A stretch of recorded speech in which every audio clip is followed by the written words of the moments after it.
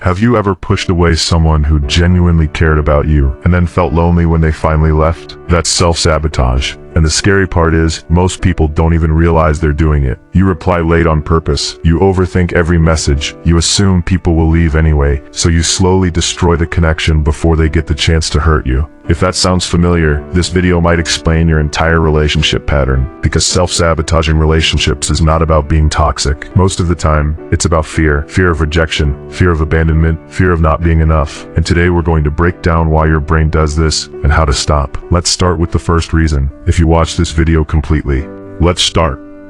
A lot of students and young adults grew up emotionally ignored. Maybe nobody listened when you were struggling. Maybe you got judged for showing emotions. Maybe people only loved you when you performed well. So your brain learned something dangerous. Being vulnerable is unsafe. That belief follows you into every relationship. Now, whenever someone gets close to you, your brain enters defense mode. You become distant, cold, confused, not because you don't care, but because your nervous system thinks connection equals pain. Psychologists call this avoidant behavior. And here's the crazy part. The more you like someone, the more likely you are to push them away, because closeness feels emotionally risky. That's why some people suddenly lose feelings when relationships become serious. It's not always loss of attraction. Sometimes it's fear disguised as independence. Now let's talk about the habit that destroys most modern relationships. Overthinking. One dry text ruins your mood. One small change in energy makes you panic. And suddenly your brain creates fake stories. They don't care anymore. I'm annoying. They'll leave eventually. So what do? You pull away first. This is called defensive detachment.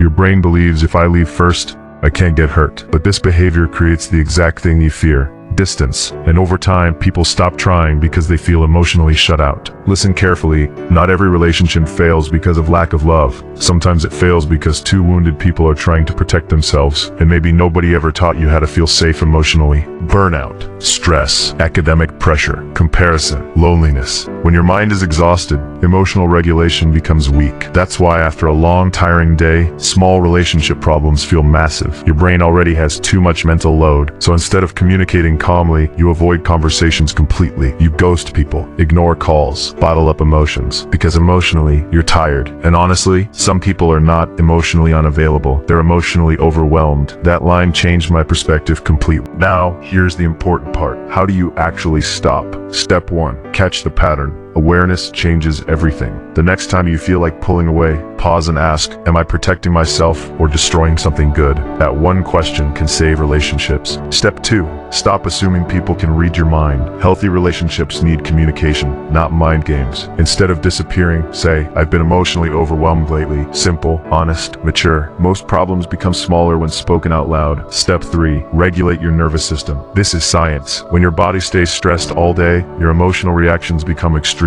Sleep properly, reduce doom scrolling, go outside, exercise. Even a 20-minute walk lowers stress hormones and improves emotional stability. Your relationship problems are not always relationship problems. Sometimes your brain is just exhausted. A lot of self-sabotage comes from feeling unworthy. You think, if they know the real me, they'll leave. So you hide parts of yourself or emotionally disconnect before attachment grows. But real connection only happens when people feel seen. And I know some of you watching this act cold because being unbothered feels safer. But deep down, you just want someone who understands you without making you feel weak. That's human. You are not hard to love. You just learn survival habits that no longer serve you. And habits can change. Here's what I want you to remember. Self-sabotage is not your personality. It's a defense mechanism your brain built during difficult moments. But you don't have to stay trapped in that version of yourself forever. Healing starts when you stop running from connection, when you stop treating love like a threat, and when you finally realize that not everyone is trying to hurt you. Some people genuinely want to stay. Don't push away good people because of old pain. And if this video helped you understand yourself a little better, then share this with someone who needs to hear it, because sometimes one video can change the way someone sees themselves forever. Till then, see you in the next video.